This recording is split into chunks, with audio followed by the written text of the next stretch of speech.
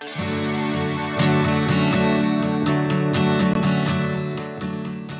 good day mga boss. Ito ang SLEX TR4. Meron itong 66.74 kilometers mula diyan sa may Santo Tomas, Batangas hanggang Tayabas, Quezon. At ito pong nakikita nyo ito yung ating huling update mula diyan sa may Macban Interchange hanggang dito sa may Barangay San Pedro, Santo Tomas, Batangas. At ngayon naman mga boss ay papasadahan natin itong dito sa may Barangay San Vicente, Santo Tomas, Batangas. At para makita ninyo yung mga huling update natin dito sa SLEX TR4. Siya nga pala, meron tayong mga upload diyan sa YouTube. Puntahan nyo na lamang po yung ating mga in-upload na video. Napakadami po niyan. Puntahan nyo pa para mapanood nyo po yung ating mga vlog na hindi nyo pa napapanood kung sakali man. At kung bago ka pala sa channel na to, huwag mo kalimutan mag-subscribe at pindutin yung bell button dyan sa baba para ma-notify kapag tayo ay merong bagong video. Gawa ng napakahaba po niyan mula diyan sa may Tayabas, Quezon. May mga update tayo niyan, ay puntahan nyo po para mapanood nyo po mga boss.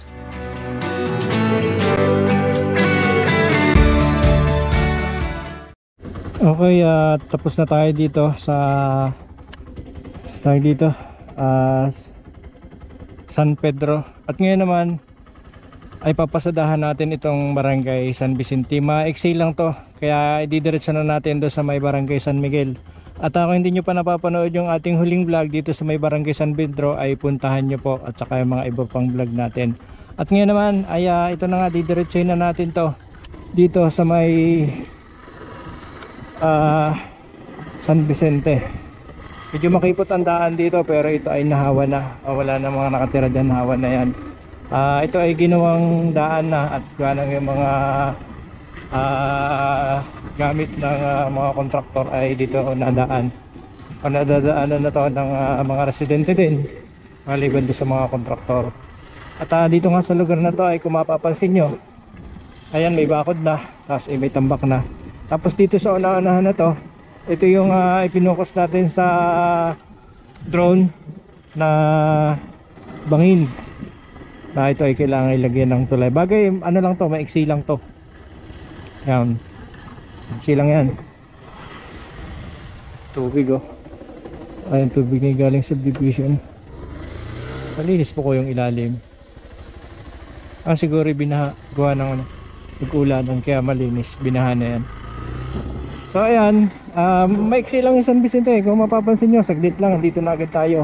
Itong kabilang ito mga boss ay ano na, San Miguel.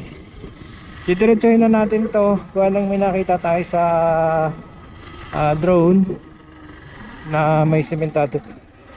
Excuse me po. Meron ng semento dito sa taas na to.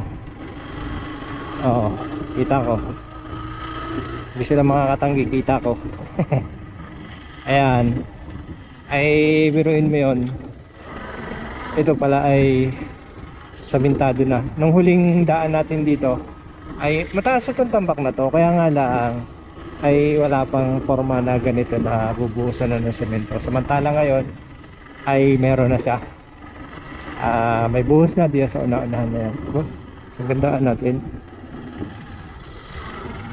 susukat sila eh. Magandaan,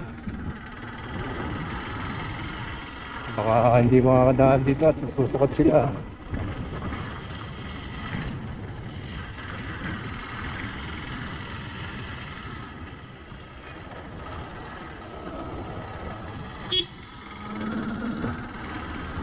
Gaano sila susukat ng pagbubuhusan ng semento. Ito yung natanaw natin dito sa may San Miguel, Santo Tomas, Batangas. Tapos dito sa may banda ron, sa may malapit sa may tagot na yon, meron din dong sementado na. Didiretsuhin ko na rin to diyan sa may unahan diyan. Gawa ng, akala ko diyan sa may unahan diyan meron diyang property na ayaw padaanan. Siyempre pag ayaw padaanan ay may issue yan sa right of way sa may-ari. Oo, kaya didiretsuhin na natin to. Wala pa itong buhos nung huling daan natin dito mga boss, pinopormahan pa lang to, pero ngayon ay meron na. Ayan, diretso lang tayo. hanggang doon sa may unahan doon. Hindi na San Miguel yun, yung unahan na yun. Idadamay na lang natin kaya nang may problema dito sa kabilang ito. O kung anong lugar yan. Basta sunod dito sa may San Miguel. Mamaya titingnan natin sa mapa kung anong lugar yan. Diretso lang tayo. At pagdating dito ay putol. Hanggang dito pa lamang yung buhos ng semento. Makapal ang buhos ng semento dito. 12 yata yung kapal na yun. Hindi ako nagkakamali. Mount Makiling, hello. Ganda. Yan, di sa unahan na yan. Ayan yung right of way na pag-aari na hindi pa siya pinapadaanan. Oh. Yan, may harang. Hindi pwedeng daanan. May ari nito. Di ba? So hindi na tayo makakapag-update doon sa may kabila doon. Anong bagang barangay yun? Ano yata yan? San Antonio. Hindi na tayo makakapag-update doon gawa ng may harang dito. Hindi ko alam kung makakadaan tayo dyan. Kaya lang hindi na rin tayo makakadiretso gawa ng lobat ng ating drone. So pagka tutuloy tayo ay video lang ng ating action camera ang magagamit natin. Ay kulang ating ang ating kagamitan pagka ganon. Kaya mga boss, dito ko na i-endingan ng video ito. Maraming salamat sa panonood at kita-kita tayo sa susunod na video.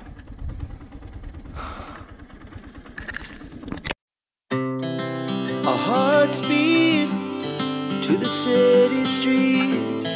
We began to feel the fire. We rise like tall buildings as the chemicals they take us higher. The night's young and it's just begun as she puts her hand in mine. We wanna chase the night, wanna dance to the light, pull stars from the sky, just two hearts running wild. Never sleep, never stop, as we shout from the top.